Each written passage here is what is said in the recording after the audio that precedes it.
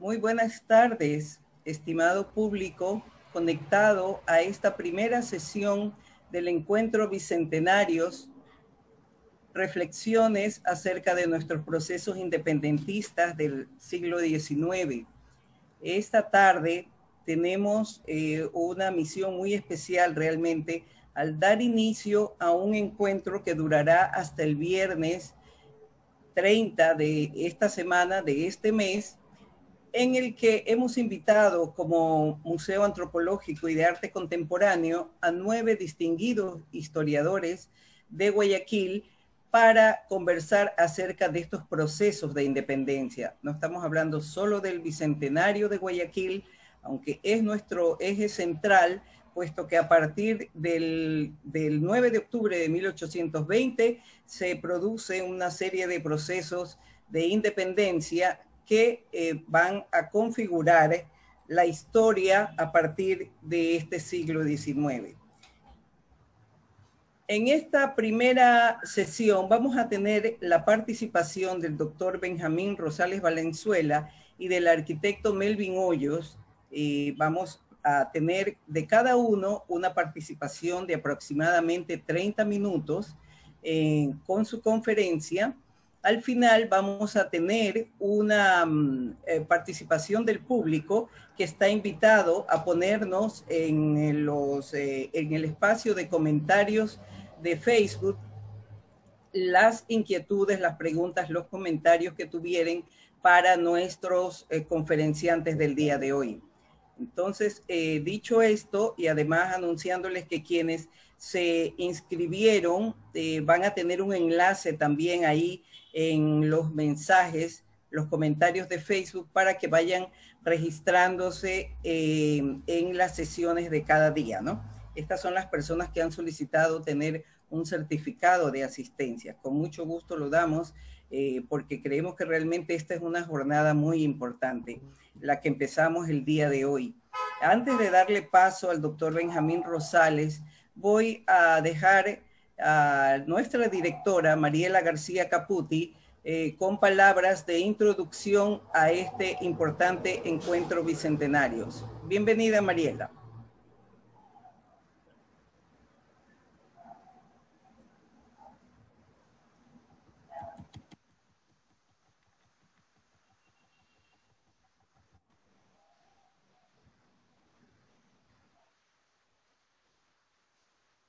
Está apagado el micrófono, Mariela. Mariela, por favor, activa el micrófono. Así es. Esta camaronada nunca se quita. Buenas tardes con todos. Gracias por estar aquí. Y debo decirles que en esta ocasión, debido a estos eventos que desencadenaron el proceso libertario de América y que el bicentenario de independencia de nuestra ciudad, Guayaquil, no es un hecho histórico aislado en la conformación de lo que hoy es el Ecuador, el MAC-EOD ha propuesto esta jornada de reflexión llevada a cabo por parte de importantes historiadores que cubrirán las diferentes aristas de los hechos históricos de 1820 en Guayaquil, Babahoyo, Portoviejo, Cuenca y Loja. La historia no es simplemente el relato de eventos concatenados, sino la interpretación de los mismos dentro de los contextos sociales en los que sucedieron. El estudio de la historia nos aporta el conocimiento de lo que nos precedió, pero también nos permite construir mejores sociedades, donde seamos capaces de fusionar nuestros paradigmas individuales en uno colectivo que puede ser diverso pero reconocible. La celebración de nuestro bicentenario, saliendo apenas de un confinamiento que ya lleva 8 meses, ponemos a consideración de nuestro público el encuentro bicentenarios, con el objetivo de propiciar el análisis de estos hechos históricos que se desencadenaron a partir del 9 de octubre de 1820, debido a las fermentaciones sociales que se venían dando desde 1812 y 14. Reflexiones que importantes historiadores, bajo nuevos datos documentales y diversos enfoques, nos permitirán conocer y analizar mejor los hechos, así como marcar nuestros propios aportes en el rumbo futuro de nuestra patria. Nos acompañarán a lo largo de esta semana Benjamín Rosales y Melvin Hoyos, quienes marcarán el entorno hispanoamericano de los eventos independentistas, así como los antecedentes del 9 de octubre de 1820. Ángel Emilio Hidalgo analizará a la mujer patriota guayaquileña y Tatiana Hidrobo marcará la independencia dentro del proceso criollo de Portoviejo, en el marco histórico de 1820.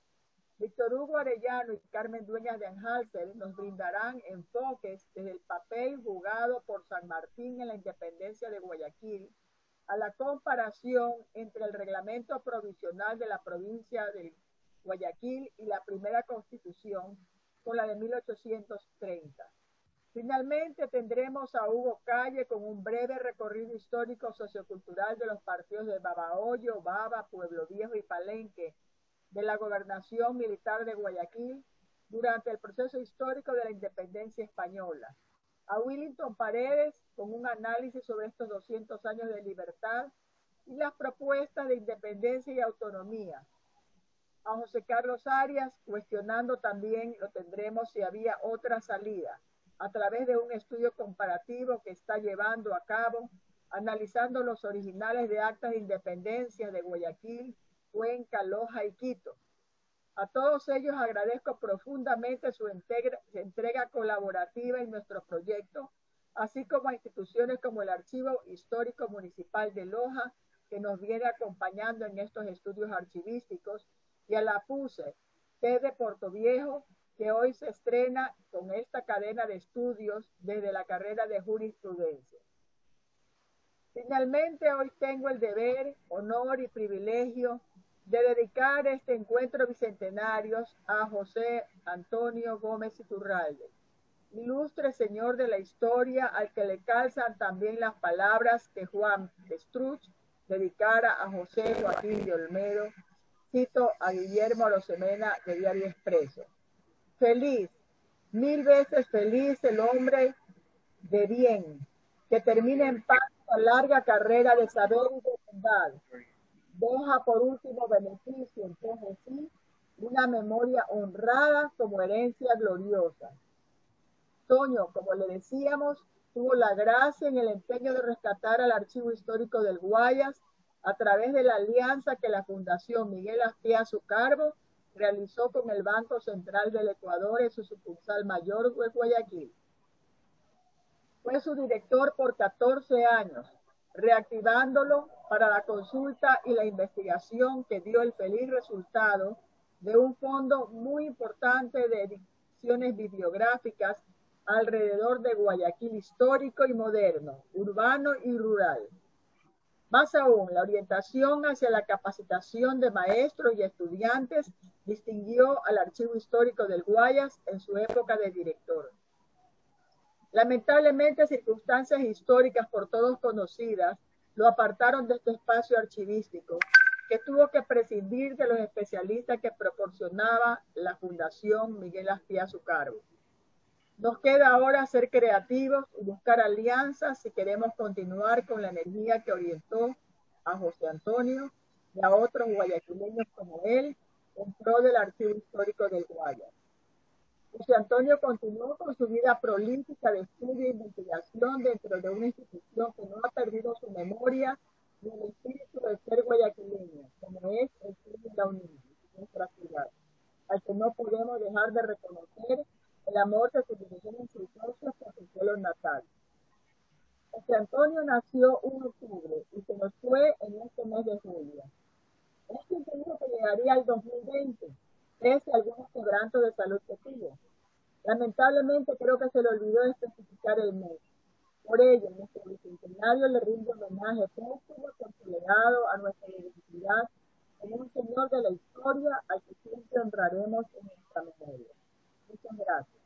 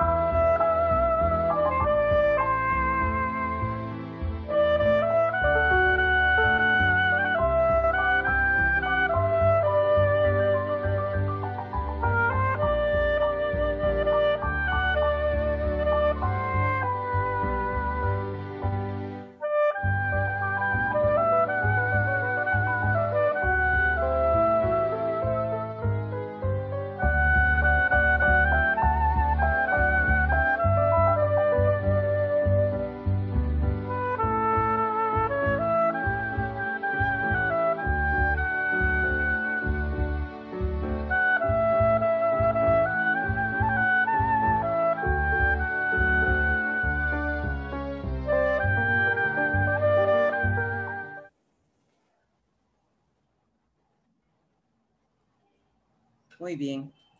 Es nuestro sencillísimo homenaje al historiador guayaquileño José Antonio Gómez Iturralde, quien falleciera este año y justo antes del bicentenario, una fecha por la que él trabajó muchísimo y sin embargo no nos pudo acompañar.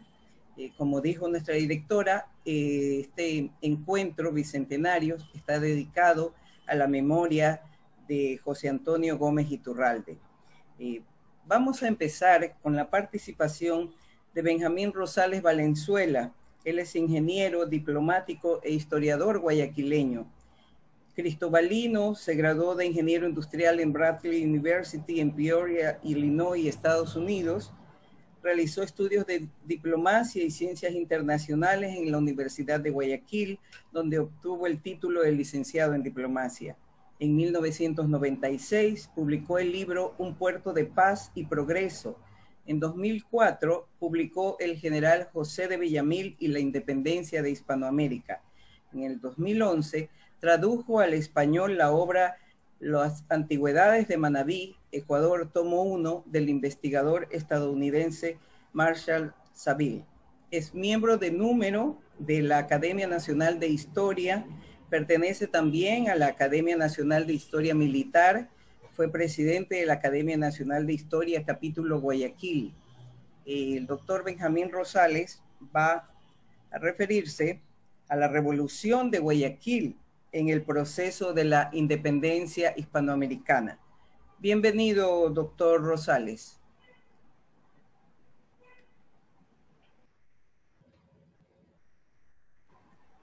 Activar micrófono también.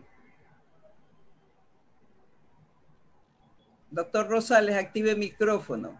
Bien, sí, así es. Ahí está. Muy buenas tardes. Muchísimas gracias, Lola, por su presentación. Saludos a todos los ciudadanos que nos escuchan. Felicitaciones, Mariela. Felicitaciones a ti y al MAC por organizar este encuentro bicentenario en donde vamos a hacer reflexiones del siglo XIX. Y también me parece muy apropiado, es muy justo el homenaje que se le hace a don José Antonio Gómez, haciendo este encuentro en su nombre.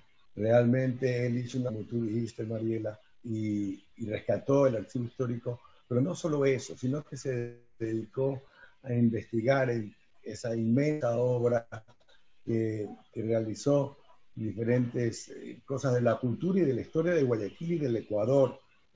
José Antonio también publicó centenas de artículos en diferentes diarios, Express, en revistas, en el Telégrafo, y realmente mucho la historia de nuestra ciudad y nuestra región. Justamente ha fallecido hace pocas semanas, y hace pocas semanas publicó esta última obra de él, esta obra póstuma, Revolución, Independencia y Bicentenario. Justamente el homenaje de don José Antonio Gómez Iturralde a Guayaquil y a su independencia y a nuestro bicentenario. Realmente es una fecha muy importante, es el bicentenario de nuestra independencia, que es un punto fundamental, un punto céntrico de todo ese proceso de independencia de las colonias españolas en América continental, que fue un largo proceso. Si consideramos que este se iniciara con la invasión fallida de Miranda en las costas de Venezolana en 1806 y terminara con la capitulación de la fortaleza del Callao en 1826, son 20 años, una duración de 20 años del proceso independentista americano o de las antiguas posesiones españolas. Yo creo que en este proceso podemos distinguir dos etapas. La primera es esa chispa revolucionaria que se prendió en 1809, motivada por la invasión napoleónica de España. Ahí sucede la revolución de Chuquisaca en mayo, y en Quito, el 10 de agosto, se destituyeron a las autoridades españolas y los criollos formaron juntas de gobierno. Igual sucedió el año siguiente, en 1810, estuvo lleno de movimientos autonomistas. En abril se rebelaron los mantuanos en Caracas. En mayo, la famosa Revolución de Buenos Aires. en donde se depuso al virrey. Y en septiembre, en el virreinato de Nueva España, en Guanajuato, estalló. Todos estos movimientos respaldaban a Fernando VII, pero fueron duramente.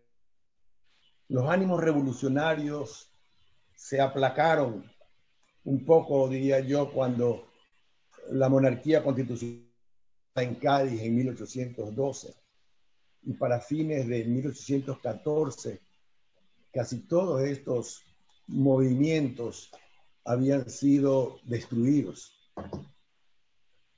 Al regresar al trono, Fernando VII reimplantó el absolutismo. Y creo que ese fue un grave error de España, porque esto fortaleció la lucha de los independentistas en América. Ya San Martín había decidido dejar el ejército español después de la experiencia inclusive en Bailén, en la lucha contra los franceses y en el África, integrarse a la tierra donde había nacido para integrarse en el proceso independentista de La Plata, de Buenos Aires. No se había nunca disuelto la independencia de Buenos Aires, no se había aplacado. Esta lucha fue una lucha intensa con un proceso de varios años en donde inclusive desde el ejército rioplatense quería avanzar al Perú y se le hizo muy difícil. Pero para 1816 las provincias unidas del Río de la Plata se declararon independientes. Y el ejército patriota del sur, es decir, ya apoyado inclusive con los guerrilleros, los revolucionarios chilenos, se unió para liberar Chile. En abril de 1818, luego de esa famosa travesía de los Andes, ese país logró su independencia. Pero San Martín y O'Higgins sabían que esa independencia estaba en riesgo mientras existiera ese poder inmenso en Lima, en el virreinato del Perú. Y tenían que pensar en lo que hacían para lograr la independencia del Perú. El general Bolívar, por su lado, que nunca dejó de batallar contra los españoles, inclusive desde el fracaso de los independentistas venezolanos en 1812. Desde Cartagena emprendió esa llamada campaña admirable, reconquistando Caracas en agosto de 1813. Ahí las divisiones internas entre los diferentes grupos independentistas venezolanos, los diferentes estados federados, hicieron que fracase esa segunda república venezolana y Bolívar terminó desterrándose en Jamaica 15. Pero el obstinado general regresó a orillas del Orinoco en 1817, donde fortaleció su ejército con llaneros venezolanos y colombianos y con oficiales europeos. Luego del Congreso de Angostura, en febrero de 1819, donde se creó la República de Colombia, los patriotas atravesaron los Andes, sorprendieron al ejército español en el puente de Boyacá el 7 de agosto de este año, liberándose definitivamente la capital del virreinato de Nueva Granada. En este contexto, con las noticias de triunfos bolivarianos en el norte y el Sarte, que ya se tenía que haber conocido desde Valparaíso a mediados de 1820, de esa expedición libertadora del Perú que organizaron entre San Martín, O'Higgins y argentinos, chilenos, se dio en ese contexto, digo, la revolución de Guayaquil. No vamos a describir ni los eventos previos a esa revolución, porque más adelante lo va a hacer Melvin Hoyos, y lo hará con excelencia. Ni tampoco los propios del 9 de octubre. Hay otras conferencias que se van a dedicar a eso. Más vale queremos resaltar esa relación del proceso de Guayaquil con todo el proceso independentista del 9 de octubre de 1820. Villamil, que escribió sus reseñas, nos dice lo que sucedía en esos días antes del 1 de octubre. Se reunieron en esta fiesta que organizaron en su casa y en el cuarto de atrás se estaban ahí a la fragua del volcán. Pero Villamil también dice que el día 7, es decir, el viernes, antes de que se dé el golpe preparado para el 9, tenían dudas. Inclusive da la impresión que el mismo Villamil tenía dudas si había llegado el momento para hacer la revolución de Guayaquil. Y él dice que Febres Cordero exaltadamente defendía que el momento llegado ya, mientras que otros decían a ver qué pasa en el norte y en el sur. Febres Cordero dice: ¿cuál es el mérito que contraeremos nosotros con asociarnos a la revolución después del triunfo de los generales Bolívar y San Martín? Ahora que están comprometidos o nunca, un rol tan secundario en la independencia es indigno de nosotros, motivando a que se tome la decisión. Y esta decisión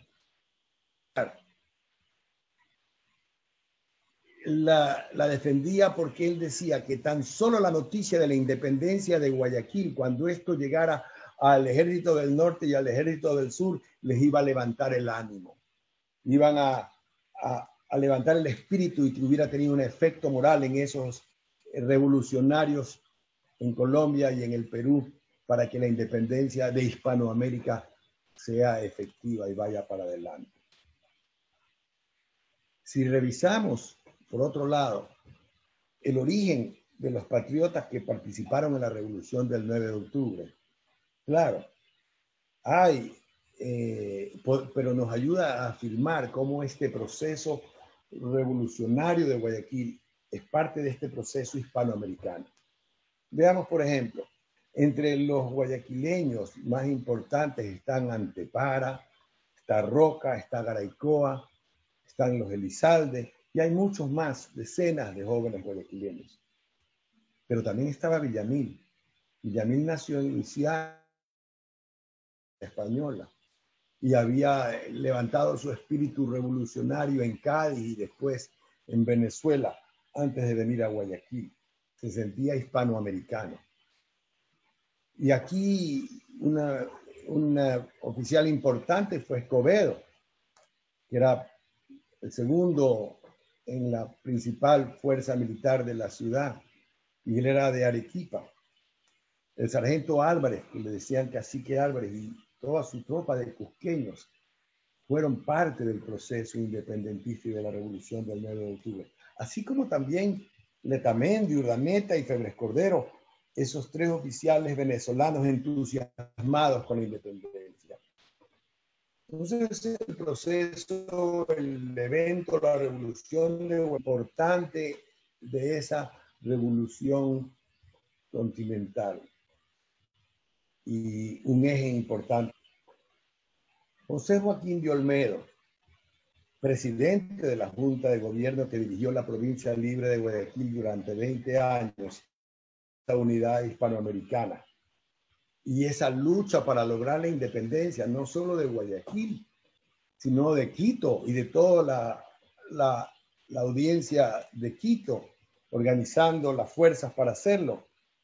Pero también después de que sale de Guayaquil, cuando la ciudad y la provincia son anexadas a Colombia, él va al Perú y es parte del Senado y sigue en esa lucha por la independencia y acepta ser comisionado para venirlo a ver a Bolívar cuando vieron que hacía falta que venga el Libertador con miles de soldados colombianos para poder completar la independencia, porque había un ejército de 20.000 españoles en la sierra. La figura de José Joaquín de Olmedo es muy importante en la independencia de Guayaquil. Y quiero resaltar esta obra recién publicada de Guillermo Arosemena sobre Olmedo, porque es un enfoque que se ve toda esa esa parte, ya no la parte literaria, sino la parte política, diplomática, de estratega del proceso de independencia hispanoamericano que tiene Olmedo.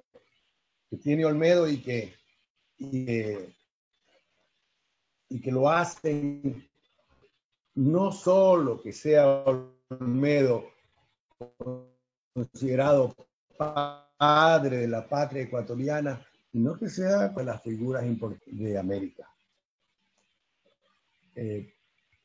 Yo creo que luego de la independencia de Guayaquil, enseguida después, hay una serie de independencias, una tras de otra. Tenemos la independencia de Cuenca el 3 de noviembre. Pero luego los hay. Y en el Perú,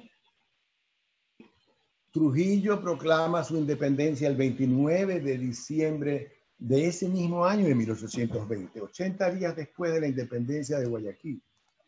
Hace pocos días me invitaron a unas conferencias que organiza el Comité del Bicentenario de la Independencia de Trujillo.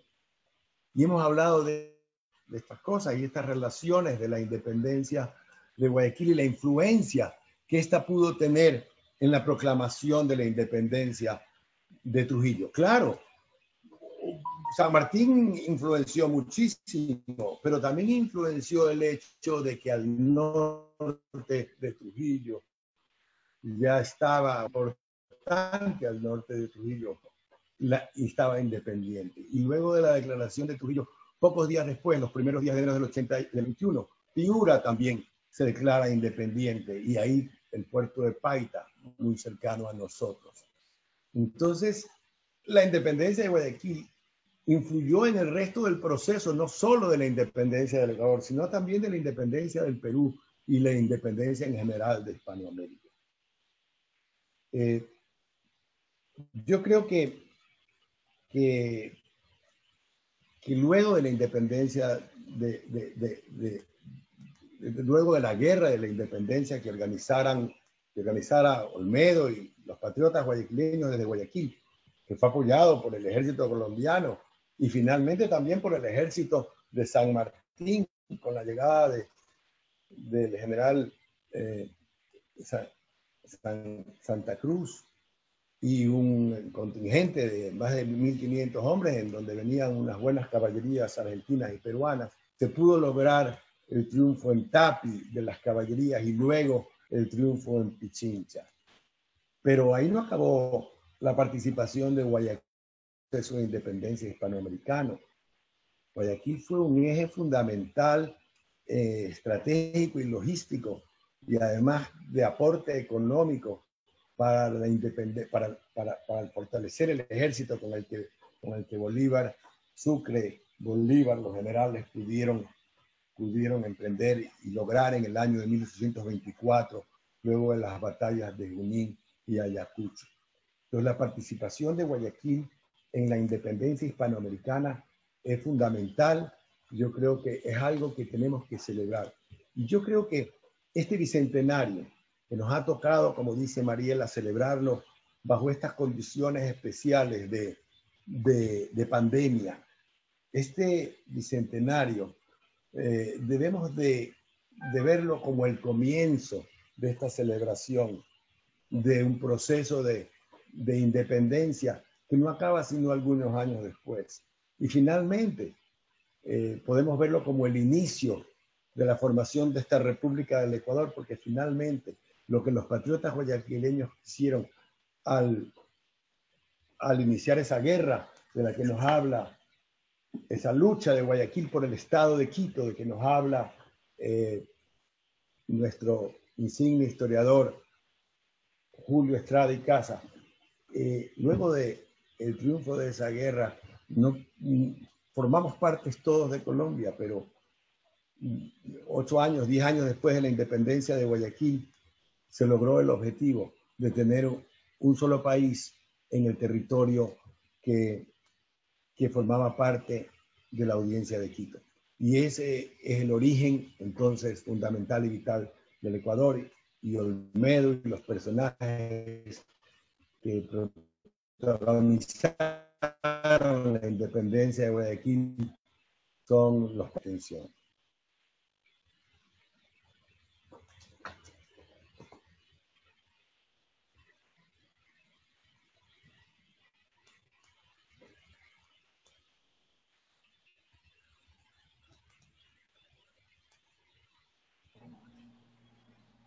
Bien. No sé si ha concluido, doctor Rosales. Así es. Sí, o sea, básicamente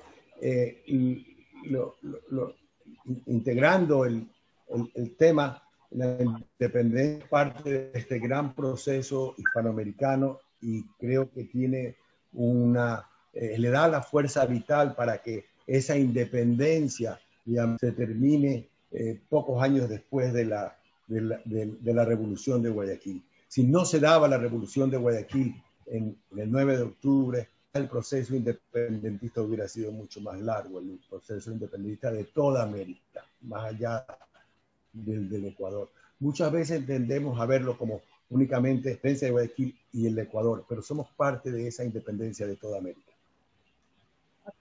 Muy bien, muchísimas gracias.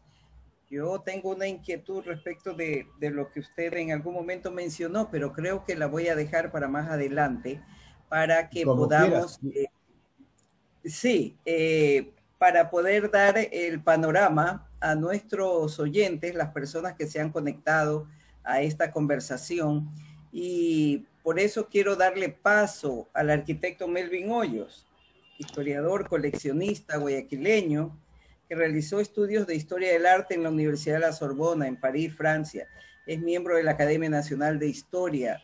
Dirige la Unidad de Coordinación Histórica del municipio de Guayaquil desde hace pocas semanas, luego de dejar la Dirección de Promoción Cívica y Cultural del municipio, cargo en el que estuvo más de 2 décadas. Es autor de más de una docena de obras históricas, fundamentalmente relacionadas con Guayaquil, que es uno de sus grandes temas de estudio. Entre otros títulos, Monumentos, Plazas y Parques de Guayaquil, de 2009, y los Planos de Guayaquil, que publicó en el 2010. Es filatélico, experto en numismática, también colecciona cómics. El arquitecto Melvin Hoyos nos va a conversar precisamente del tema que el doctor Rosales dijo, no me voy a ampliar porque Melvin lo va a tocar, y que son los antecedentes de la Revolución de Octubre. Bienvenido, arquitecto Melvin Hoyos.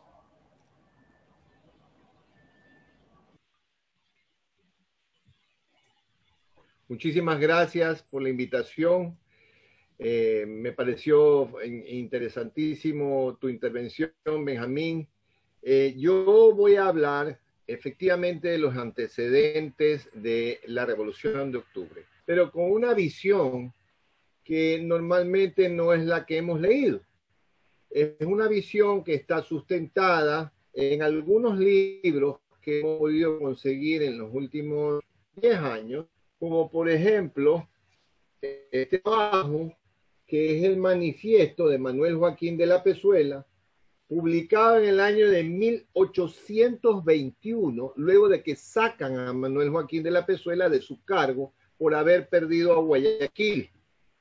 También nos hemos sustentado en la memoria de gobierno, de Manuel Joaquín de la Pezuela, que tiene una enorme cantidad de datos muy poco conocidos, pero la verdad es que el santo grial de todo lo que nosotros hemos podido describir en los últimos años sobre este tema está aquí.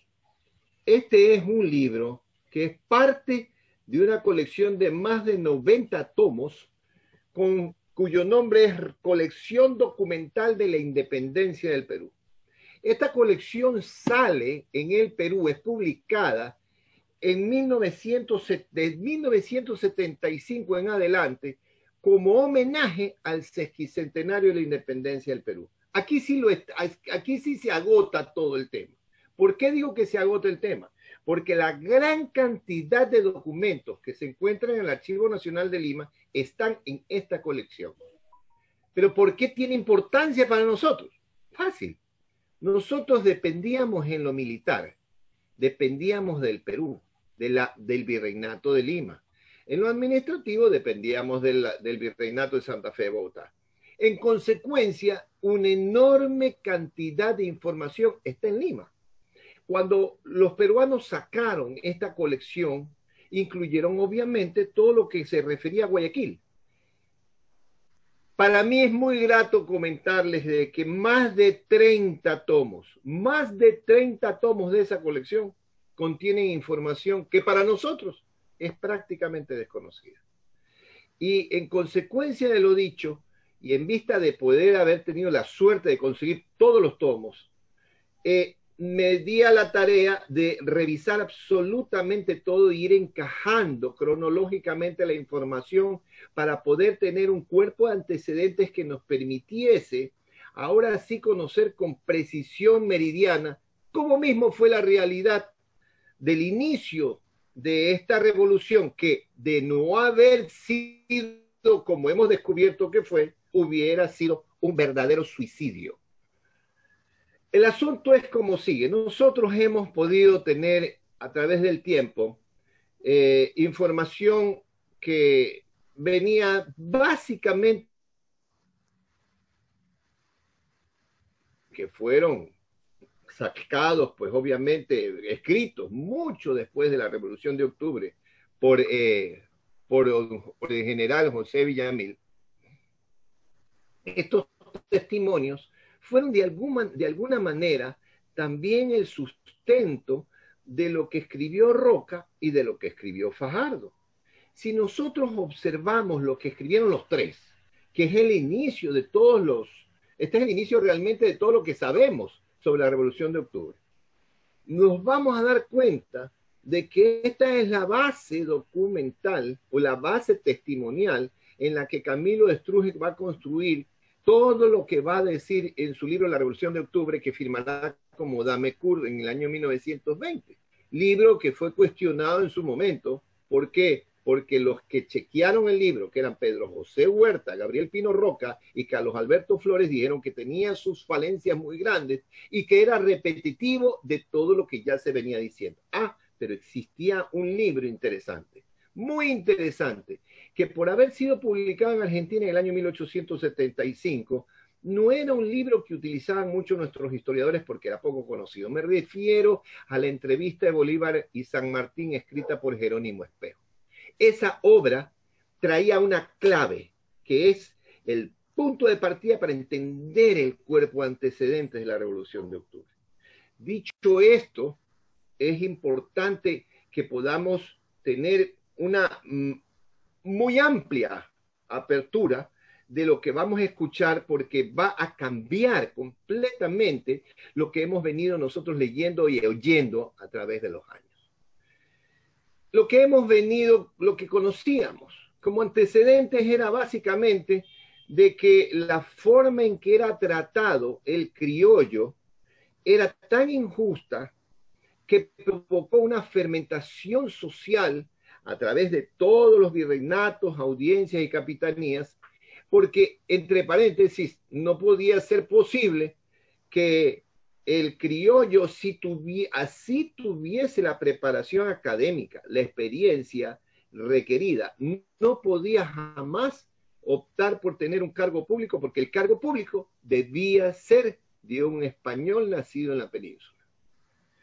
Otro problema gravísimo que nos afectó básicamente a los guayaquileños es que no podíamos comercializar nuestra producción de cacao porque ya había sido dada esa licencia a la Capitanía de Caracas.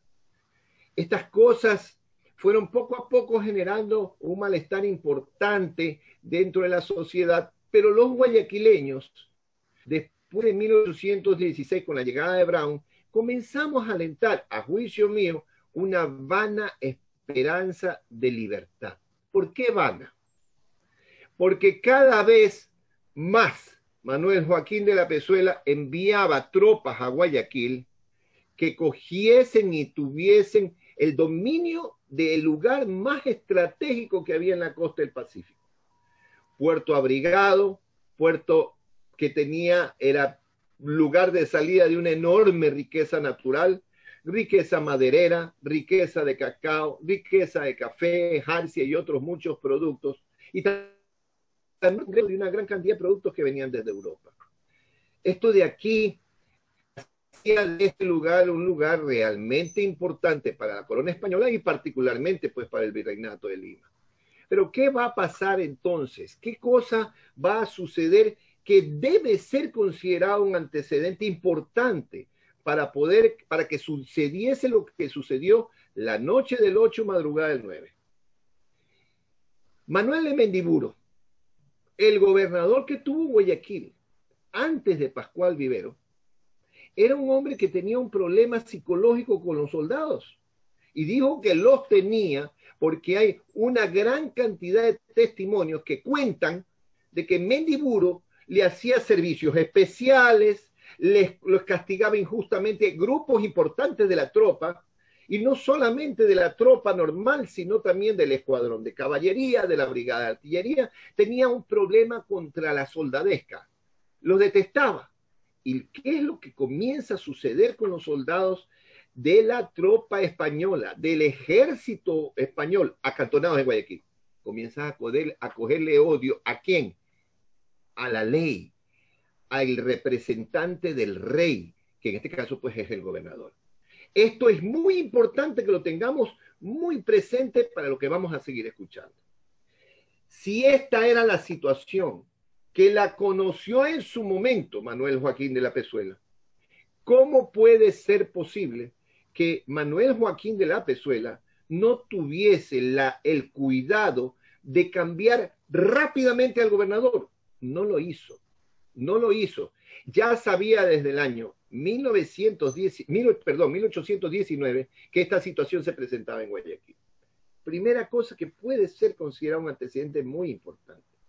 Segunda cosa, cuando Manuel Joaquín de la Pezuela se entera de que está teniendo muchos éxitos Bolívar hacia el norte, ¿qué es lo que hace este hombre? Este hombre coge y le dice a un brigadier que era su hombre de confianza: notifíquele al batallón Numancia, ojo, vea, digo, el batallón Numancia, que estaba acantonado al norte de la Capitanía de Santiago, que va a ser trasladado a Guayaquil. Notifíquele al batallón Numancia. No estamos hablando del batallón Granaderos de Reserva. Pero cuando él se entera, hablo de la Pezuela, pues se entera de que en Mompox frenaron a Bolívar, se confió y dijo: no, ya no, mandemos a otro batallón. Y termina escogiendo nada más ni nada menos batallón que se había caracterizado por tener la mayor cantidad de desertores dentro de todas las fuerzas armadas con las que él contaba, con las que contaba Manuel Joaquín de la Pezuela, y manda al Granaderos de Reserva. El Granaderos de Reserva, a regañadientes, y solamente porque obviamente al ser militares tenían que obedecer, llegan hasta Callao, y en Callao se enferman 200, rarísimo. Rarísimo que se enfermaran 200. Todo esto está registrado en la memoria de gobierno de Manuel Joaquín de la Pezuela. Se enferman 200. Tan raro le pareció que comenzó a hacer ver que estos hombres, era obvio que estaban muchos de ellos fingiendo, y los manda por igual. En el mes de junio del año 1820 comienzan a llegar los miembros del Granaderos de Reserva. Llegan también fuerzas para refrescar al escuadrón de caballería Daule, llegan fuerzas para refrescar a la brigada de artillería. ¿Y qué es lo que pasa? Esto es con un fin específico: coger y proteger el puerto de Guayaquil, tanto de Bolívar como de San Martín, que estaba hacia el sur. Segunda cosa que tenemos que tomar en cuenta: este batallón que viene a proteger, entre comillas, Guayaquil de los libertadores, es un batallón que no solamente se caracteriza por ser un batallón conformado por desertores naturales, sino que es el batallón que tiene más problemas con el tema de los pagos de los haberes a los soldados. Aquí hay otra cosa que hemos descubierto, que jamás a Febres Cordero, Urdaneta y Letamendi los mandaron hacia Venezuela con la finalidad de que allá sean apresados porque eran simpatizantes de las causas libertarias. Mentira. Hemos descubierto en los documentos, en esta colección de recopilación de documentos del Perú, para la historia de la independencia del Perú, de que realmente los habían mandado porque ellos fueron del grupo que generó un problema enorme en el Numancia porque reclamaron sus haberes. El asunto aquí es que a los criollos no les pagaban casi nunca. La deuda que mantenían con los soldados naturales de América, nacidos en América, ascendía a 8 meses impagos. Los del Granaderos de Reserva, no sabemos de Numancia, pero el problema debió haber sido más o menos similar. Aquí habían, en consecuencia, dos tipos de ciudadanos. El ciudadano americano, que así fuese soldado, era de tercera, y el ciudadano español, que por el simple hecho de haber nacido en la península, era ciudadano de primera. A los soldados españoles no se les adeudaba nada. Nada, absolutamente nada. Al soldado americano sí se le adeudaba. Aquí vale la pena destacar una conferencia dada por el historiador peruano Ortiz Sotelo, que fue hace poco y que compartí yo en esta charla con él, en donde él dice efectivamente de que el estado de la economía de la corona española en América, luego de que Fernando VII nuevamente asciende al trono, es catastrófico. Se entiende entonces que los virreyes, los presidentes de las audiencias, tuviesen una serie inmensa de problemas económicos. Y eso se reflejaba en la manera en que trataban a la soldadesca americana, a los criollos. ¿Qué pasa entonces? Terminan de llegar para junio del año 1820. Terminan de llegar los soldados del Granaderos de Reserva. Vienen en la Esmeralda 2 veces, vienen oficiales de segundo rango y de primer rango. Pero curiosamente, ojo con este detalle, descubrimos en la memoria de gobierno de la Pezuela de que los oficiales del Granaderos de Reserva vinieron con los oficiales que venían expulsados de Numancia. Aquí, ¿qué tenemos? Tenemos a Luis Urdaneta, tenemos a Febres Cordero y tenemos a Letamendi conversando con Gregorio Escobedo, con Hilario Álvarez, con Damián Nájera, con Isidro Pavón, y confraternizando. ¿Por qué? Porque tenían el mismo problema. No les pagaban. No les pagaban. En consecuencia, los oficiales de segundo rango que llegan a Guayaquil cuando el 1 de octubre se reúnen en la casa de Villamil, y a ellos no solo que se conocen, sino que han conversado muchas veces y han conversado de este problema básico. Los soldados también tenían barriga, pues, y esa plata que les pagaban, ellos las mandaban a sus familias. Esa plata, buena parte de ese dinero era para sus familias, pero vivían esta desgracia. Una desgracia que realmente jugó a favor nuestro. Porque si no hubiese sucedido lo que sucedió y la manera en que eran tratados estos soldados por el virrey Manuel Joaquín de la Pezuela, francamente hubiese sido prácticamente imposible la independencia de Guayaquil. Pero ¿qué pasa ahora? En esta investigación que ha llevado algún tiempo con precisión la manera en que esto pasó, descubrimos en el libro de Jerónimo Espejo, en el libro sobre la entrevista de Bolívar en San Martín, que Jerónimo Espejo nos cuenta que en Guayaquil, cuando se reúne el 1 de octubre, los próceres nuestros con los peruanos que estaban aquí y los venezolanos que estuvieron también aquí, Cuando se reúnen en la casa de Villamil, Escobedo le da a conocer a todos los que se reúnen en este sitio que Antepara bautiza como la fragua de Vulcano, de que le adeudaban casi un total de 25.000 pesos a los soldados que conformaban la brigada de artillería, el escuadrón de caballería y básicamente al granaderos de reserva. ¿Por qué sabe también lo que les adeudan a la brigada de artillería y al escuadrón de caballería de Daule? Muy fácil. Él también lo sabe porque están desde el mes de junio conversando. Y porque estos soldados, los que no se fueron, los que no estuvieron en el recambio, son los soldados que además habían sufrido el maltrato de Manuel de Mendiburo. Que se le ocurre a Manuel Joaquín de la Pezuela finalmente, ya muy tardíamente, cambiarlo por Pascual Vivero.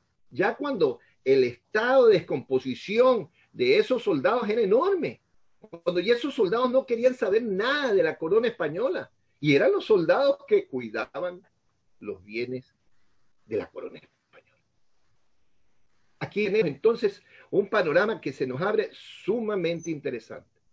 Este panorama lo termina contando Jerónimo Espejo y encontramos en los libros en donde está la recopilación documental del Perú, que efectivamente el 3 de enero José de Villamil le dice, José de Villamil, que parece ser que fue el que estuvo encargado de conseguir los recursos. Aquí parece que los recursos aparecen en las mismas arcas del Cabildo, porque no tiene otro sentido, deben haber salido de las mismas arcas del Cabildo. Pero si es posible que haya también habido algún tipo de recolección de fondos, eso es conjetura, pero es posible. Pero lo que sí se sabe por el documento es que Gregorio Escobedo es citado por Villamil. El documento está en el Perú para decirle que ya tienen los 25.000 pesos.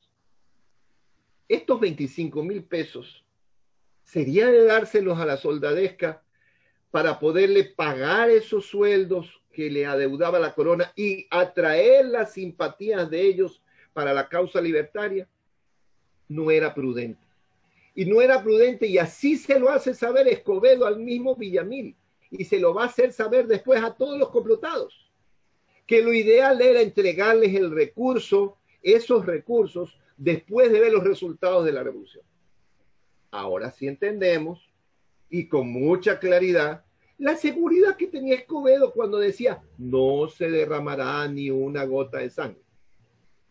Que tampoco es cierto, porque el documento que encuentra Enrique Muñoz Larrey en el año 2010 en el Archivo Militar de Segovia nos muestra casi a 30 muertos, tanto si sumamos a aquellos que se enfrentan con los patriotas en la toma del cuartel del escuadrón cuando muere Magallar, mueren también más personas de bando y bando, y también cuando van a apresar a Benito García del Barrio. Es muy real, muy factible. Martínez de Campos, que sirve como testigo de descargo del soldado Salgado en ese consejo de guerra que encuentra en el Archivo Militar de Segovia, Enrique Muñoz Larrea, Martínez de Campos lo cuenta con una precisión, una vivacidad extraordinaria. Algunas de las cosas que dice se nota que son mentiras para salvarle el pescuezo al amigo, pero otras es obvio que son reales. Se ha dicho una y otra vez, y hasta Olmedo lo dijo en su momento, que no hubo derramamiento de sangre prácticamente. Pero entonces, esto que es tan irreal, y les digo por qué es tan irreal, ¿por qué? Porque tanto a Joaquín Magallar como a Benito García del Barrio, en sus respectivos lugares que estaban la madrugada del 9 de octubre, los acompañaban una gran cantidad de soldados españoles, no americanos, españoles. Y estos soldados no estaban al tanto de que se estaba realizando este complot. Es lógico pensar que lo que dice Martínez de Campos es cierto. Alguien me dirá, entonces mintió Olmedo. No, es probable de que los oficiales, de que lo que se tomara en cuenta en ese momento es la baja de los oficiales, y el único oficial que murió fue Joaquín Magallar. A lo mejor eran bajas naturales. Lo digo como una conjetura, pero sí lo digo con una certeza absoluta y como un fiel conocimiento y creencia de que efectivamente murió más gente. Abel Romeo Castillo, en el año de 1985, publicó un libro, lo publicó con el Banco Central, este libro. Y en este libro, él dice, hubo 9 muertos. Hubo 9 muertos. Y Abel Romeo Castillo nos da a conocer que hay 9 muertos cuando apresan a Joaquín Magallanes.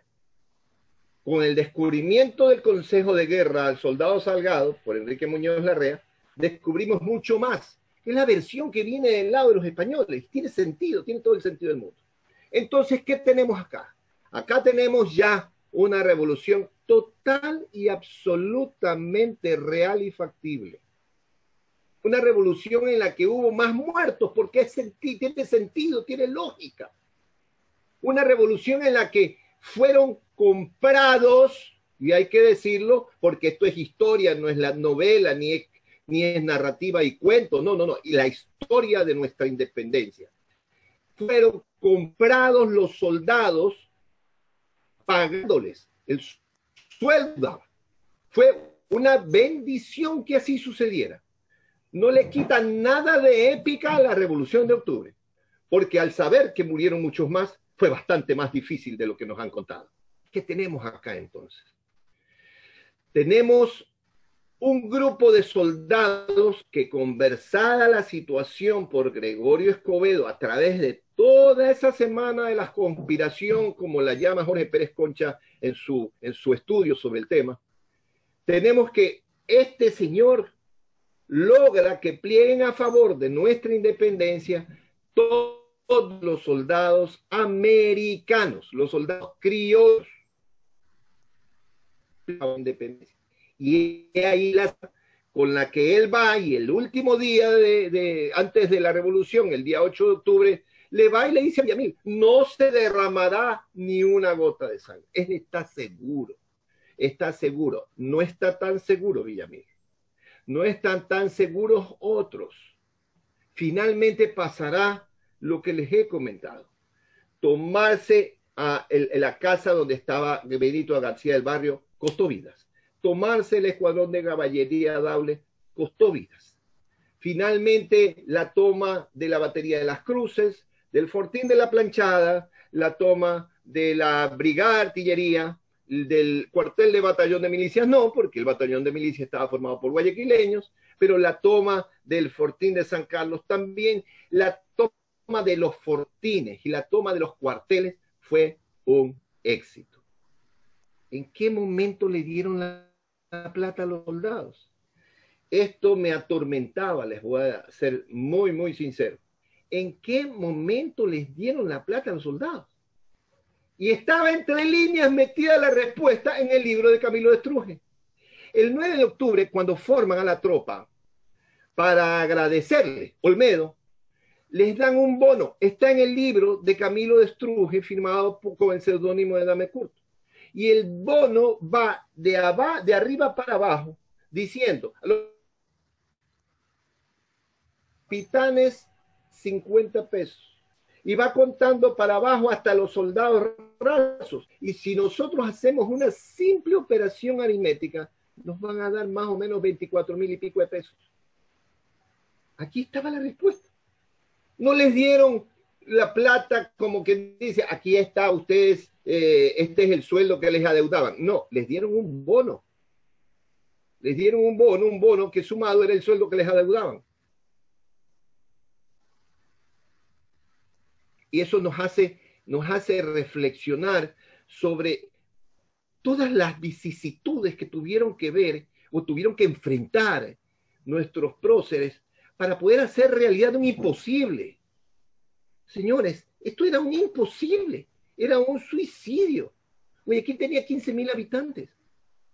¿Cómo puede ser posible que se atrevieran tan siquiera a pensar de que podían liberarse de la corona española si les habían mandado más de 1,250 hombres? Martínez de Campos habla más, de que son más, pero también dice que el batallón de milicias eran como de 10.000 hombres, ¿no? La exageración es natural y lógica para tratar de decir, nos costó mucho trabajo y no pudimos porque eran muchos los enemigos. No, eso es cuento, es obvio que es cuento. Pero es verdad de que teniendo solo 15.000 habitantes Guayaquil y que les mande Manuel Joaquín de la Pezuela esa enorme cantidad de soldados, hacía realmente imposible el proceso emancipador. Nosotros no teníamos una fuerza armada para hacerle frente a esa fuerza armada que estaba llegando. Fue en consecuencia providencial el poder descubrir por parte de Escobedo cuál era el monto de lo que le adeudaban a esos soldados. Fue totalmente providencial. Y este antecedente es un antecedente que nos convierte nuestra revolución en una revolución totalmente humana y completamente factible. Antes, con lo que sabíamos, con lo que conocíamos, con lo que habíamos leído y nos habían contado, era una bonita historia. Era una historia que justamente lo más difícil de explicar no tenía respuesta. ¿Cómo diablos habían plegado a favor los soldados peruanos que habían llegado aquí? Es que ¿cómo? Solamente por ese espíritu cívico, ese fervor patriótico americano que los invadió de repente en el pecho por la retórica maravillosa que tuvo Escobedo. No, señores, porque Escobedo no tenía buena retórica. La retórica buena que tenía Escobedo era esta, la plata que iban finalmente esos pobres soldados a poder tener en sus manos. Este cuerpo de antecedentes debe ser conocido, debe ser difundido. Debemos ahora sí de reescribir, aun cuando conozco de algunos jóvenes historiadores que no les gusta ni siquiera el término reescribir, porque creen que la revisión histórica es una aberración. No. La historia, como dijo en su momento Oscar Efrén Reyes, es de las ciencias sociales la más versátil. ¿Por qué? Porque es la que puede cambiar de una manera drástica a la luz del encuentro, del hallazgo de nuevos documentos. Los antecedentes de la Revolución de Octubre son realmente ahora un cuerpo histórico que nos permite entender con precisión cómo los guayaquileños lograron lo imposible, obtener su libertad contra viento y marea y contra las peores predicciones que podían hacerse. Muchas gracias.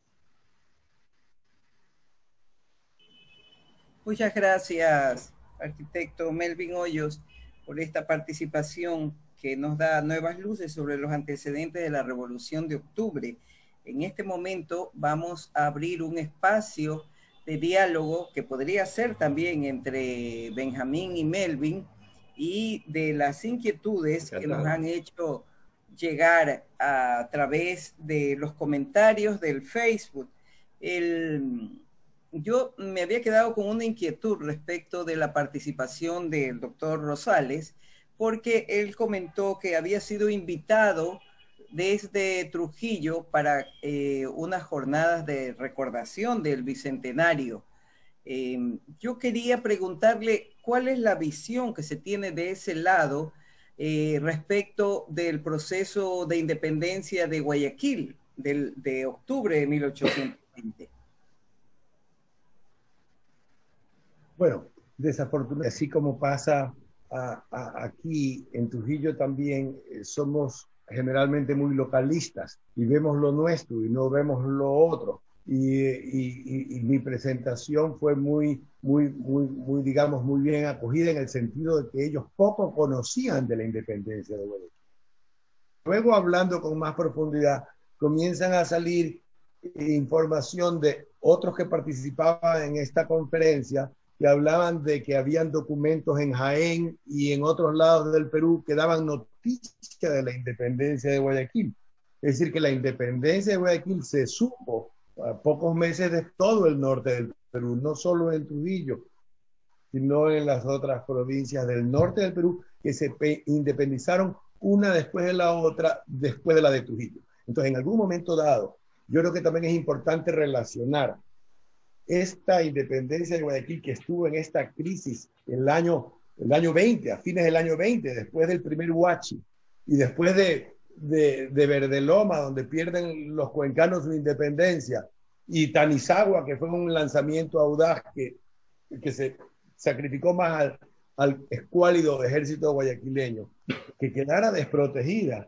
Solamente dicen que el general Invierno, que fue el que nos salvó, porque fue un invierno muy fuerte, no pudieron bajar los soldados, pero también Guayaquil tiene que haber recibido muy bien la noticia de la independencia de Trujillo. Es decir, tenía como que el flanco sur y la independencia de Piura, que sucede pocos días después. Entonces, menos de 90 días después de la independencia de Guayaquil, estaba independizado Trujillo, Piura y todo el sector del norte del Perú, lo cual seguramente le daba un poco más de tranquilidad a los guayaquileños para el abastecimiento de productos que normalmente venían de la sierra y que podía sustentar la guerra que se llevó para esa lucha por la independencia de todo Quito y el sustentar a todos los soldados que vinieron de Colombia. Entonces yo creo que aunque son hechos, no son hechos aislados, son hechos que de una manera el uno superó y apoyó al otro. Si nos ponemos a ver los escuadrones de caballería, vinieron escuadrones argentinos y peruanos que venían y procedían de Trujillo. Y de Trujillo salen las tropas que vienen con el general Santa Cruz a unirse a las tropas de Sucre. Entonces hay una relación entre esas dos independencias y tenemos esta feliz coincidencia de que celebramos el bicentenario este año. Yo creo que esos lazos que quizás faltan entre nuestras ciudades, deberíamos de ahondarlos. Es común, porque no son hechos aislados, son hechos concatenados, son uno atrás del otro y el uno influye al otro. La noticia de un lado influyó en la noticia, en lo que sucedía en otro lado. Así como vimos en esas conversaciones. Por otro lado, yo quiero felicitarte, Melvin, porque ese descubrimiento de esos documentos que tenían que estar en algún lugar, en el Perú tenían que estar, pero yo no conocía de esa fabulosa publicación que tú hablas, donde está todo lo que escribe de la Pezuela, ese informe tan importante en donde nos puede lograr lo que tú has hecho, concatenar eso con la obra de Espejo y con la obra de Destruje, en donde se explica todo este proceso. Yo no creo que es la única rebelión que sucede por falta de pagos, y no ha de ser la única, inclusive en nuestra vida republicana posteriormente, que sucede por falta de pago y por oferta de pagarla. Creo que puede ser que sea más común, pero explica completamente el detalle de la información que has dado. Eso que era sorprendente,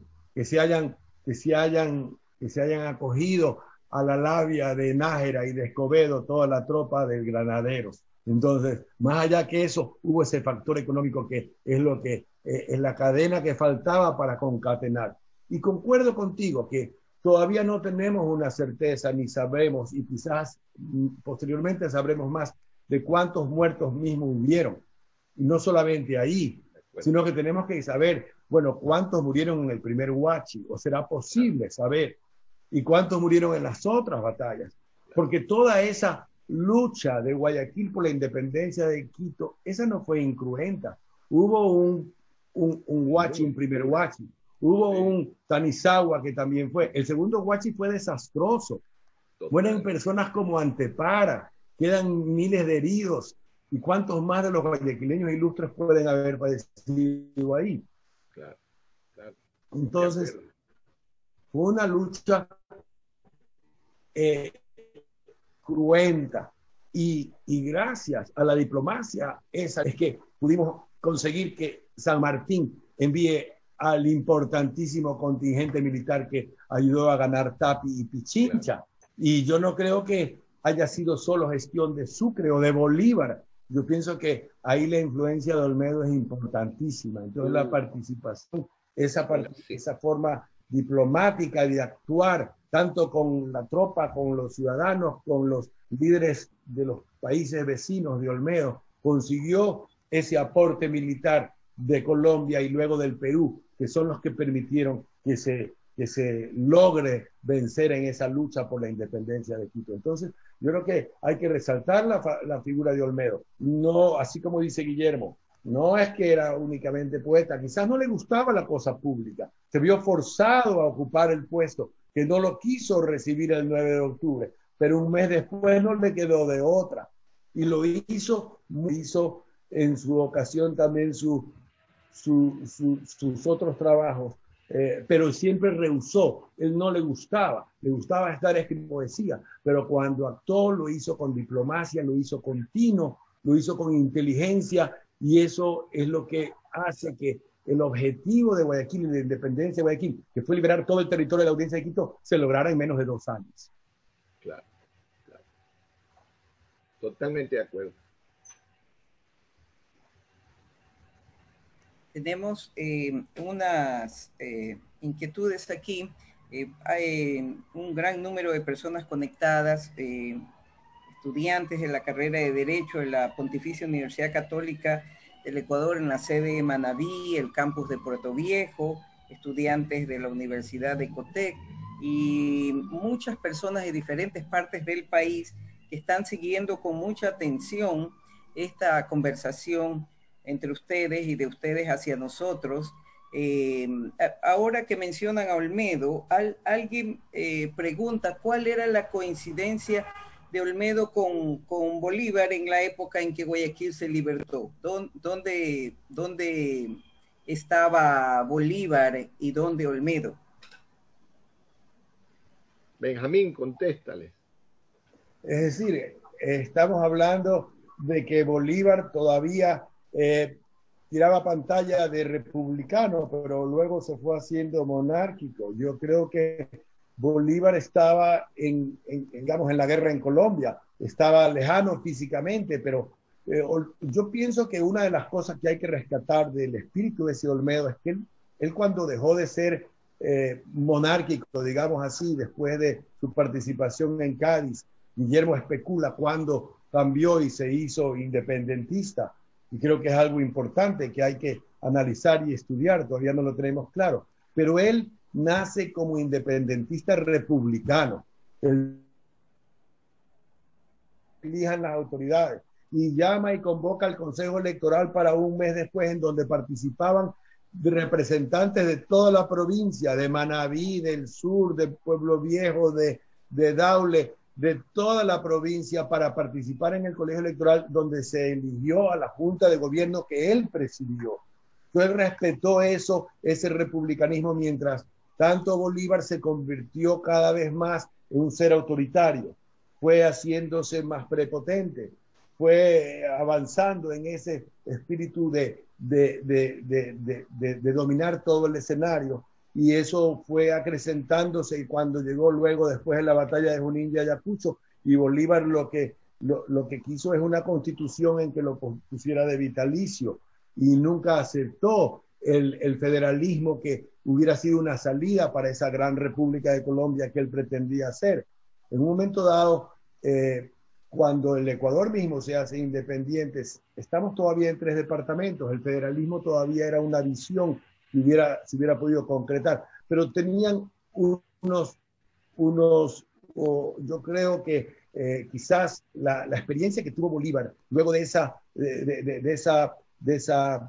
campaña admirable, donde se vino la guerra a muerte y donde se dividieron los bandos y contra él se iban los propios, se creó el caos que tuvo que desterrarse en Jamaica, lo dejó a Bolívar afectado en el sentido de no creer en las autonomías y en los mismos como eran los estados venezolanos en la primera república y en la segunda república, y quizás eso hizo que él se opusiera a ese proceso que se pudo haber dado en el Congreso, en el último Congreso de Ocaña, digamos, para lograr la apertura al federalismo, y se sostuvo en ese autoritarismo y la República hizo que fracase Colombia y que se divida como se dividió el mismo año antes y poco después cuando él muere.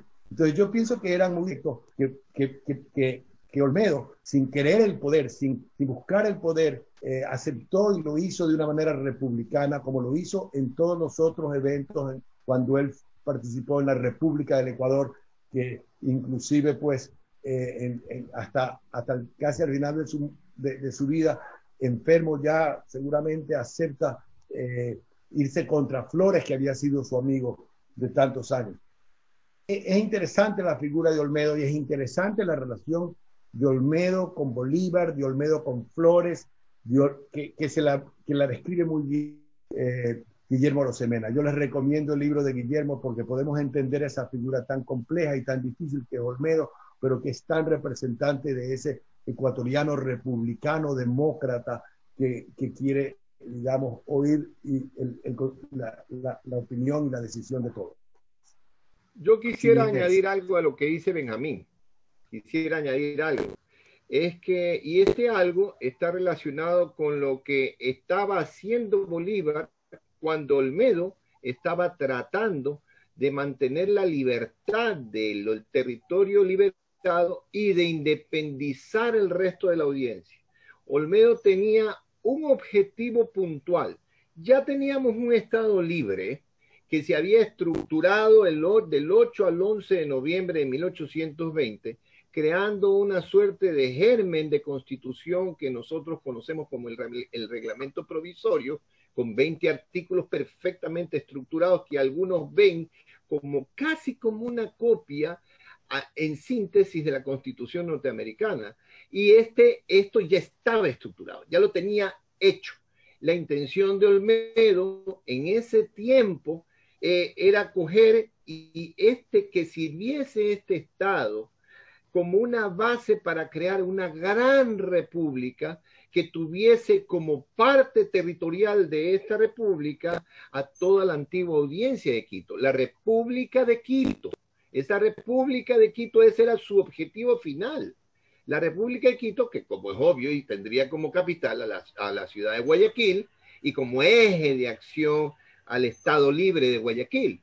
Ok, mientras esto pasaba y luchaba denodadamente Olmedo para poderlo lograr, pidiendo ayuda en su momento, porque las cosas se pusieron muy feas cuando Aymerich quiso volver a conquistar este territorio, pidiendo ayuda a San Martín, pidiendo ayuda después a Bolívar, comprando armas al uno, pidiéndole asistencia militar al otro, y manejándose de una manera increíble como diplomático. Esto es lo que hace y se mantiene haciendo 22 meses Olmedo. ¿Qué está haciendo Bolívar? Que creo que esa es una de las inquietudes de quien preguntaba. Bolívar está tratando de consolidar en Colombia la independencia de Colombia y Venezuela. Están los dos luchando por su tierra. Y ahí es que viene la injusticia terrible de que Bolívar, una vez que nosotros por nuestra propia cuenta, esfuerzo y riesgo, nos independizamos e independizamos también a la audiencia, porque fueron a Tapi y al Pichincha una enorme cantidad de soldados nuestros, conjuntamente con los 800 hombres que manda San Martín y que vienen en Cruz, y con los no más de 450, 500 hombres que terminará mandando Bolívar. Esos casi 3.000 hombres que van a estar en Pichincha, en esta fuerza multinacional que estará conformada por guayaquileños, argentinos, chilenos, peruanos de Alto Perú, lo que hoy es Bolivia, colombianos, venezolanos e ingleses e irlandeses que van a venir con el batallón Albión. Los que no son guayaquileños están pagados por Guayaquil, porque Guayaquil es la que está pagando a estos soldados. Estos soldados no están siendo pagados por Bolívar o por San Martín. Entonces esa batalla Pichincha es nuestra. Esa batalla del Pichincha, esfuerzo de Guayaquil por darle libertad a la audiencia, por formar a la patria. Entonces, ¿qué es lo que va a pasar aquí? Como en vez de hacer lo que debería haber hecho Sucre, que era coger y anexar Quito y todos los territorios independizados, a Guayaquil los anexa a Colombia y después facilita la posibilidad de que Bolívar venga y mano militar y coja y anexe Guayaquil a Colombia también, que no mandó 500 hombres a Pichincha, pero sí vino con más de 2.000 hombres a Guayaquil, a anexar a Guayaquil a la fuerza. En consecuencia, nosotros aquí vemos de que mientras el uno luchaba por crear su república, la República de Quito, con capital en Guayaquil, muy bien explicado por Julio Estrada en su lucha de Guayaquil por el Estado de Quito. El otro, Bolívar, hacía lo propio con su territorio, pero también con miras a hacer una gran nación en donde el principio básico era el siguiente: el bienestar de los más está sobre el bienestar de los menos. Nosotros, salados, éramos los menos. Creo que con eso está respondido con lo que magistralmente dijo Benjamín y lo que estoy diciendo yo, la pregunta del señor que hacía esta. Yo quisiera agregar una cosa más, porque como que hace acápite de eso. En efecto, eso es lo que quería, y eso es lo que logró, lo que se logró en el año 1830, cuando Flores se separa de Colombia. Y yo el otro día conversando con Guillermo, le decía, oye, y ahí se puede explicar por qué Olmedo se hace floriano durante unos años. Además que fueron vestidas de la Virginia y la Elvira.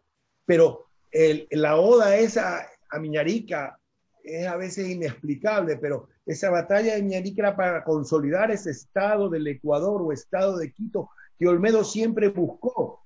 Entonces, ahí estaría la explicación de esa estrecha relación que tuvo Olmedo por muchos años con Flores, porque Flores de alguna manera quería eso, ese estado ya aparte, que seguramente había algún afán de eso también en Quito, pero eso nos ayuda a explicar finalmente lo que los independentistas guayaquileños como Olmedo hicieron y lograr esa unificación se lo logró en 1830. Desafortunadamente, ya para esa época la ley territorial de Colombia nos había sacado toda la parte norte de Quito, Pasto, Popayán, y achicaron lo que era ese estado de Quito, lo que hubiera sido. Y después tuvimos nuestro por el sur y el oriente. Pero yo pienso que finalmente lo que Olmedo quería se lo logró en 1830. Aceptado de buen agrado la dirección, esos años de Flores, porque Flores, digamos, concretó esa aspiración de Olmedo de hacer un estado donde esté lo que ahora es el Ecuador, con este eje de Guayaquil y Quito como ejes principales, y Cuenca, que era el tercer departamento en su momento. Bien, gracias, Benjamín. Usted casi que ha contestado una pregunta que todavía no le había hecho, pero que alguien promulgó y que quizás nos lleva hacia otros lados de este mismo tema y que tiene que ver con precisamente quién o quiénes fueron los que solicitaron o lucharon porque se separara Ecuador de la Gran Colombia, lo que después fue el Estado de Ecuador. Pero tengo una pregunta casi personal para usted, doctor Rosales. Dice que si usted hubiese vivido en el año 1820, ¿con cuál de los próceres se identificaría? ¿Quién hubiera apoyado a usted? Bueno, yo pienso que muchos de ellos, pues Villamil, Antepara, Olmedo, los tres quizás, digamos, son de los más importantes. Antepara es una figura muy interesante. Antepara vive en México y luego va a Londres y es secretario de Miranda. Dicen que ese reglamento lo habrá escrito Olmedo solo con Antepara. Por otro lado, Villamil es un personaje muy interesante, un tipo aventurero, quizás el mismo hecho de haber llegado a Guayaquil, una ciudad alejada, digamos, era parte de lo que él implicaba. Pero él fue uno de los grandes impulsadores de todo el proceso y gran partícipe de este. Yo pienso que sin duda la figura de Olmedo resalta más, pero la forma de ser de Olmedo quizás más apacible, digamos, no sé, yo no sé con cuál hubiera sido yo, si yo hubiera sido uno de esos tres, posiblemente mi carácter se da más con el de Villamil. Hubiera ido a ver allá que las Islas Galápagos sean ecuatorianas, o sean que se formaba. Justamente en 1930 enseguida comenzó a impulsar con el apoyo de Olmedo la colonización de las Islas Galápagos para que no pasen a manos extranjeras. Pero los tres son personajes importantes. Antepara, un idealista ya mayor, porque Antepara habrá tenido más de 50 años cuando va a esa batalla del Huachi, ya una persona con su edad, y muere por este ideal de la independencia. Las tres figuras y otros más son figuras muy importantes. Muy bien, muchas gracias. Hay algunas inquietudes más, ya veo que tenemos 1:30 de haber empezado este programa. Vamos a darle paso a 2 o 3 más antes de cerrar y de invitarlos para la jornada de mañana. Hay una persona que tiene una inquietud aquí que dice que cómo se puede, dice cambiar la historia, que tal vez no es lo que quiere decir cambiar la historia, no podemos cambiarla. Después de tantos y tantos años enseñándola en las instituciones educativas a tantas generaciones, como docente, dice, ¿cómo podemos transformar tal vez la forma de transmitir la historia a las nuevas generaciones? Bueno, yo creo que aquí sí es imprescindible una toma de conciencia de parte de las áreas. Sí pudieron cambiarla curiosamente en tiempos del presidente Rafael Correa para poder poner en los libros de historia Revolución Cubana y poner la historia del Che. Ahí sí pudieron, pero para poner completa la historia nuestra, que recupera la identidad, que es la identidad histórica de un pueblo como Guayaquil, ahí sí hay problemas para poder hacerlo.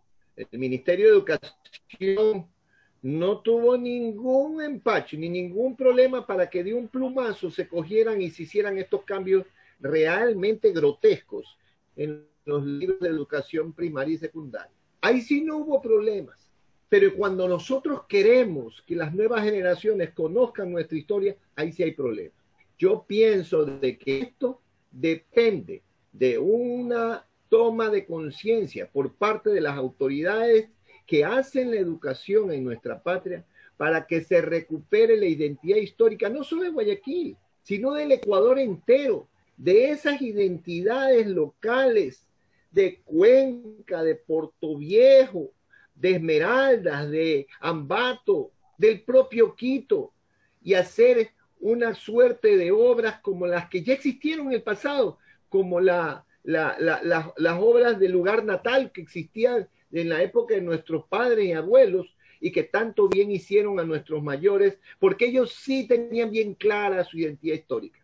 Luego de que se centralizó, cosa que ha dado enormes problemas a esta nación, se centralizó el manejo de la historia incluso en la capital, comenzamos poco a poco a perder nuestra identidad el resto de pueblos de la nación, el resto de ciudades de la nación. Pero cuando ya llegó al colmo de la aberración, es cuando bajo el gobierno del presidente Correa se comenzó a estudiar realidades históricas que no nos pertenecen. Yo creo que esto es un esfuerzo mancomunado que tienen que hacer el Ministerio de Educación y todos los GAD municipales de la nación. ¿Quiere comentar algo de eso, Benjamín? Bueno, evidentemente, a veces en la historia la enseñan en pastilla, o sea, un párrafo para explicar todo un evento, y lo hacen muy simplista. Es decir, debemos entender un poco mejor, y también tenemos los profesores, en este caso de historia, tienen que también ellos, en un momento dado, no detenerse en la historia de los libros resumidos que hay de la historia del Ecuador, sino profundizar en estos documentos como los que se refiere Melvin, en los información que se viene descubriendo para poder abarcar más y poder entender más los eventos que pasaron. Y no es algo estático mientras sigan apareciendo documentos, mientras sigan haciendo interpretaciones. Pero yo creo que en definitiva lo que Melvin dice es verdad. Nos hemos desviado hacia estudiar realidades extrañas y no a nuestras propias realidades. Lo mismo pasa cuando luego viene la República Ecuatoriana y entonces en una época queremos dejar a un lado o poner como que todo lo que pasó en el gobierno garciano fue terrible. Y eso es injusto también. A mí me afectó mucho estar en el Museo de Quito, que lo renovaron y ahora es un museo de arte, de historia, todo mezclado.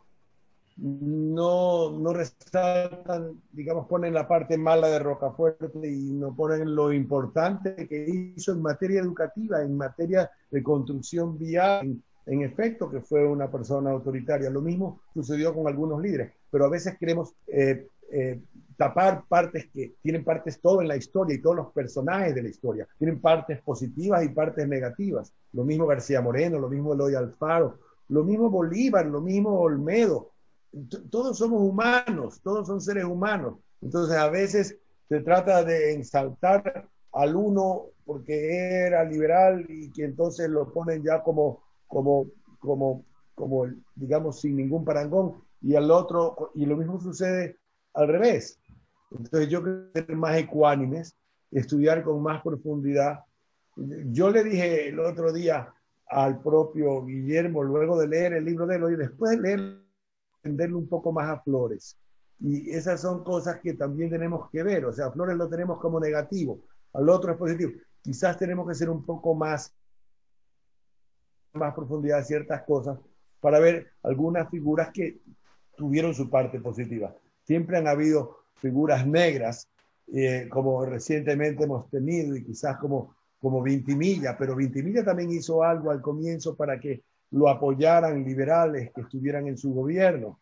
Luego después, digamos, se hizo un dictador con que se aprovechaban de los recursos del Estado. Pero en todo caso, hay que estudiar más la historia y hay que estar, no a reescribirla, pero investigarla todavía en más profundidad, porque hay en otros países información, por ejemplo, el evento terrible que pasó en Guayaquil el siglo pasado, con la matanza de acá, digamos, de los trabajadores. Hay documentos en el extranjero que tienen que investigarse para llegar con más profundidad a ver los detalles de lo que pasó ahí en esa trágica tarde. Pero en todo caso, no tenemos que estar cerrados a la nueva investigación, a la investigación de lo que falta, a la búsqueda de documentos.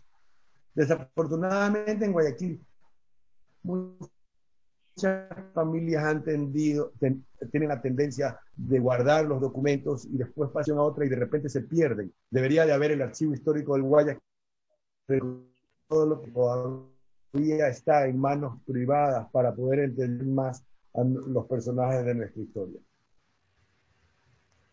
Ya, muy bien.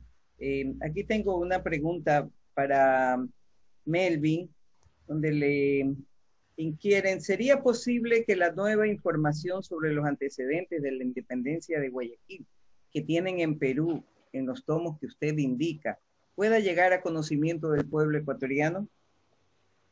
Muchísimas gracias por esa pregunta, porque me permite meter una cuñita. Esto que les voy a mostrar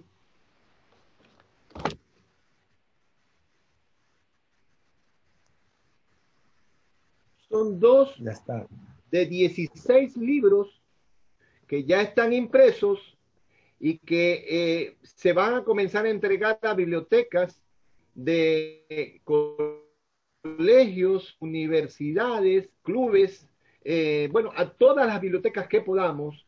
Tenemos una colección de 16 libros, de los cuales 8 de los 16 son prácticamente desconocidos.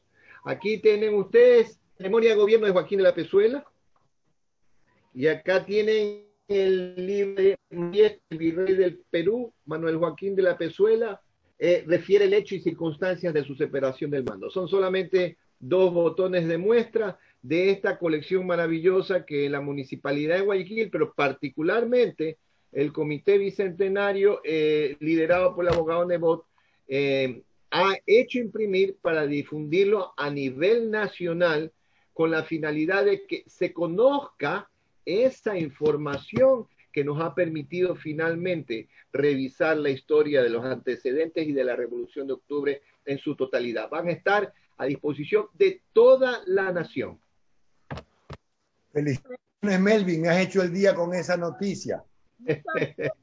Ustedes formaciones para la biblioteca del MAC y para el Archivo Histórico del Guayas. ¿Ah? Por supuesto, para allá irán.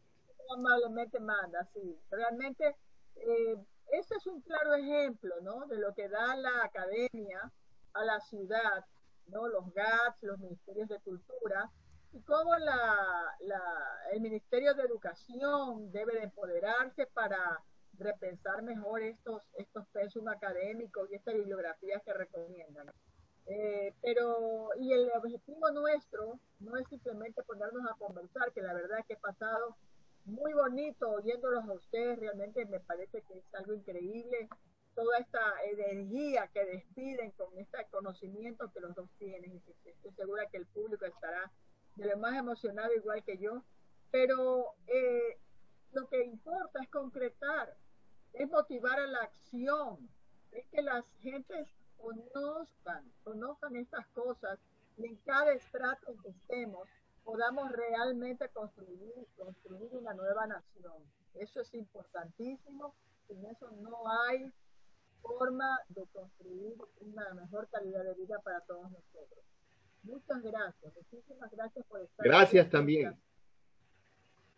Bien, sí, gracias por darnos todas estas noticias. Solo quiero cerrar con una pregunta para Melvin, donde le dicen, para los que empezamos el camino de la investigación en la historia, ¿cuáles serían sus consejos para ser un buen investigador?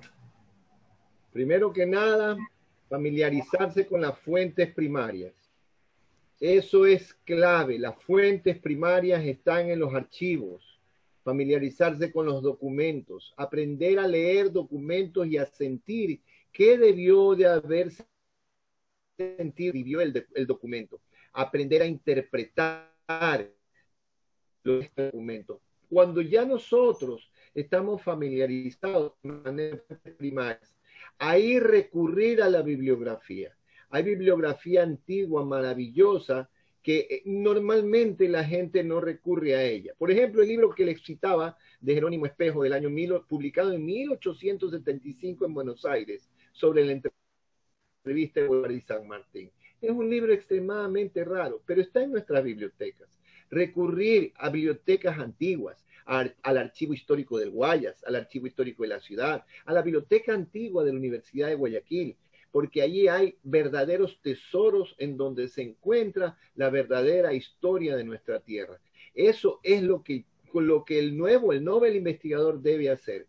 Primero, coger y familiarizarse con las fuentes primarias y después con las bibliotecas antiguas que cuentan la historia que ya descubrieron e investigaron nuestros viejos historiadores.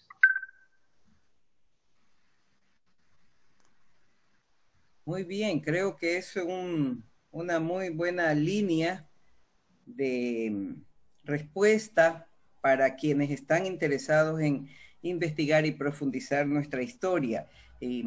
Después de agradecerles a Benjamín Rosales y a Melvin Hoyos por perdón que te interrumpa.